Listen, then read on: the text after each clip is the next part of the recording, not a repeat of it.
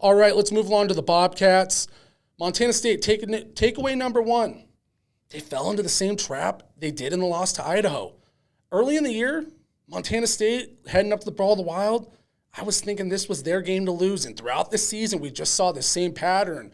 When Montana State struggled, it was a lot of the other team controlling time of possession, making the Bobcats play from behind, and making them a little, I don't want to say one-dimensional, but the Bobcats could not throw the football early in the game. And the Brawl of the Wild stood out to me most, their lack of aggressiveness. They had 3 passes in the first half, 0 completions, so obviously 0 yards passing. It's almost impossible to win a football game like that, and as dominant as the rushing attack's been, at a certain point you have to throw the curveballs in there, keep the defense honest. We never saw that from Montana State. I'm interested to see how they approach things moving forward in the playoffs, but I just felt like they let the moment get to them. They fell into the same trap they did against Idaho, and they just did not play their game. Number 2, Montana State. This was my biggest takeaway from the game that stood out more than anything.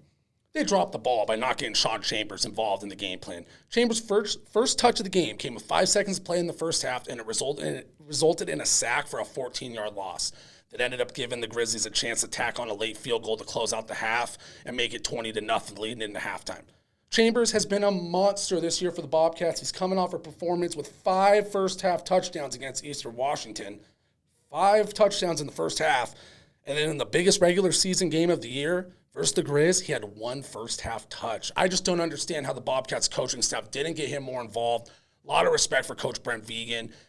I've gone on and on about that lethal rushing attack and how it's poetry in motion at times, but I just don't understand how the Bobcats coaching staff didn't get Sean Chambers more involved. Maybe there's a lingering injury, something they're not discussing, trying to keep him healthy for the postseason. But you got to think Chambers coming into that game with 14 rushing touchdowns and 9 passing touchdowns has to be more involved in the offensive game plan. Because I think as great as Tommy Mellott is, and he is great, he's an elite quarterback at the FCS level.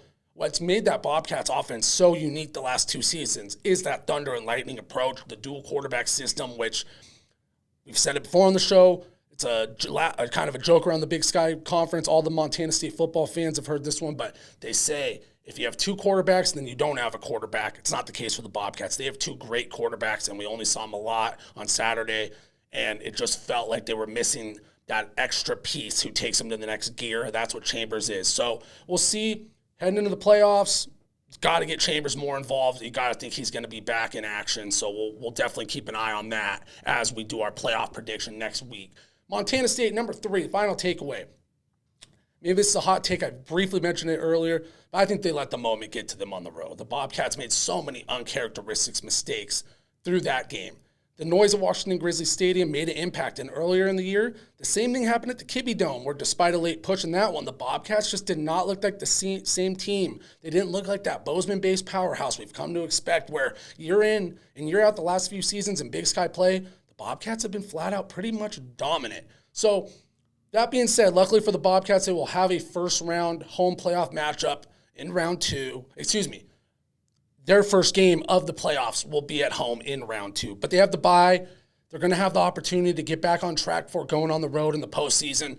If they can beat North Dakota State at home, momentum can be back on their side, and they'll be feeling good against whoever they're going to play moving forward. So they have the opportunity to get back on track. And worth mentioning, the Bobcats lost 3 games this year, and all 3 were against top 10 teams in the country in some of the toughest environments in the FCS. They lost at Washington Grizzly Stadium, at the Kibbe Dome in Idaho, who's when it's going, it's a wild place to play, and the SDSU Jackrabbits in Brookings. So those are 3 tough losses. You can learn from those. You can move forward and make adjustments and alter your game plan, knowing that you could have a road matchup down the road in the semifinals. If you want to make a deep playoff run, you got to make some adjustments. So that's my big takeaway there. The moment might have got to the Bobcats. That being said, those are 3 tough losses and 3 tough places to play, and maybe moving into the playoffs, they'll adjust just enough to get around that, get over the hump. So that'll do it pretty much for this week's show. Before we wrap this thing up, I want to give a quick reminder